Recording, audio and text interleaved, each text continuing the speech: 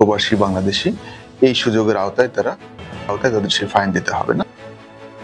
আরব আমিরাতে সাধারণ ক্ষমার ঘোষণা, অবৈধ প্রবাসীরা পাচ্ছেন বৈধতার সুযোগ।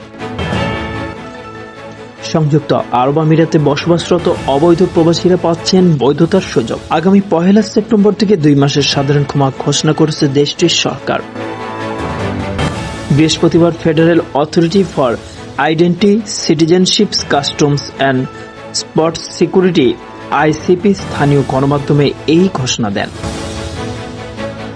দপ্তর জানায়, যারা পূর্বে আমিরাতে রেসিডেন্স ভিসায় ছিলেন এবং বর্তমানে অবৈধ, তারা 1 সেপ্টেম্বর থেকে 2 মাস স্পন্সর খুঁজে বৈধ হওয়ার সুযোগ পাবেন, অথবা বিনা জেল জরিমানা বা নিষেধাজ্ঞা ছাড়াই আমিরাত ত্যাগ করতে পারবেন। উল্লেখ্য, আমিরাতে 2018 সালের সাধারণ ক্ষমার সময় 50,000 বাংলাদেশি সুবিধা পেয়েছিলেন বলে জানিয়েছেন বাংলাদেশ তৎকালীন পররাষ্ট্রমন্ত্রী একে মোমেন। সংবাদের এ পর্যন্তই। পরবর্তী নিউজ আপডেট পেতে আমাদের সাথেই থাকুন। ধন্যবাদ।